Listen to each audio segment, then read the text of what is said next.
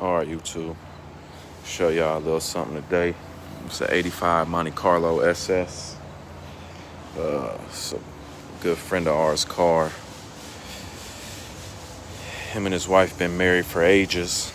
He's done had all kind of old school cars, from donks to race cars. So his wife's been around older cars, the whole time they've been together. So her dream was always a Monte Carlo SS. That's what she wanted. So he found this one, pretty clean car. I think it only has like 80-something thousand miles on it. Interior is pretty clean. Dashboard's a little cracked up. T-top car. It's got a little rust under the T-tops, but anyway, we built this car in like 3 weeks. Car was brown, gray interior. She wanted matte black. We sprayed it matte black. He found these rims, 24-inch dubs. They're old rims, but they were great shape. New tires on them. He got them for cheap, so we painted the spokes gloss black. She was happy with it, but I notched the rear of the frame when I first got the car in. I think I made a video of it. Notched the rear of the frame. Still rubbing the inner fender well a little bit. I beat it in. He didn't want to cut it, but I beat it in a little bit. It still rubs a little bit, but what's the problem is now is it's rubbing real bad in the front. So I'm gonna show you guys. A lot of people frown upon this. A lot of people say you ain't supposed to do it. A lot of people, just has a bunch of things to say about notching the front of these frames on any car, not just a G body, but a lot of people, say that you're not supposed to do this and it can't be done and all of this and that. So I'm here to tell you, I've done this, I don't even know how many times now. I personally own 2 G bodies, a Regal and a Malibu. Both of my front of my frames are notched for 26s. I drive these cars on the highway, 100 miles an hour. I mean, I drive them. They're not trailer queens, none of that. I've never had a problem. I've never had a weld break. I've never had anything happen. It's all about the quality of your weld, the quality of your reinforcements. These frames from the factory, you couldn't imagine how weak these frames are.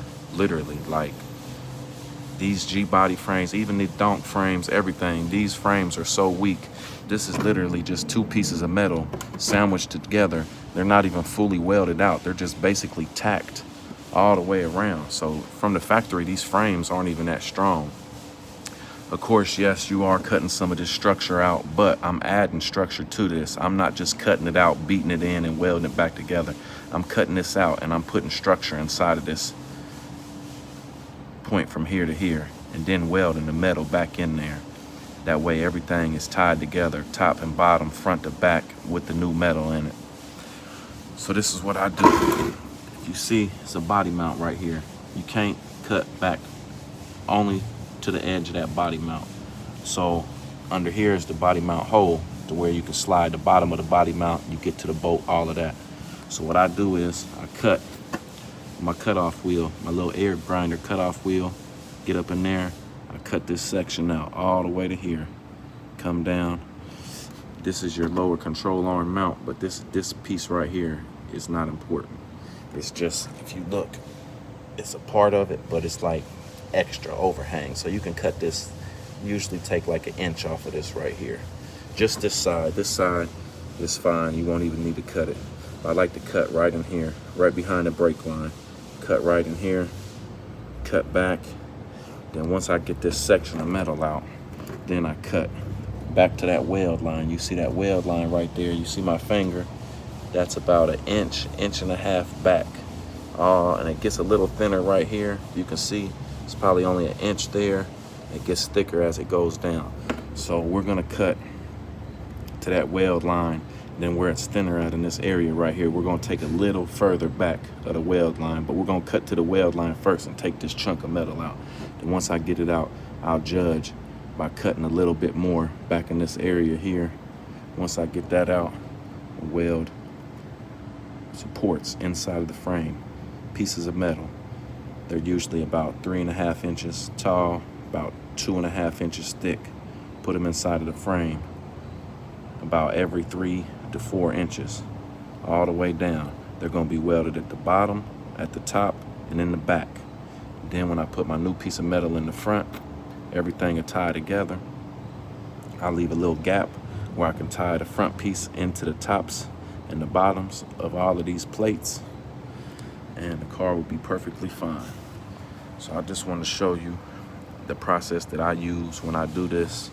Like I said, I've done this on many cars, from G-bodies to donks to Chevy trucks. I mean, I've done this process on a lot of cars, and I've never had a problem. I've never had anybody come back saying their frame bent, their frame broke, or anything like that. Sometimes I think people are scared to do things, and so they have an opinion about it. But I just want to show you. I'll make another video once I get everything cut out and start putting things back together, so you can see more of the process of me putting the bracing pieces in there and how I'm welding them in.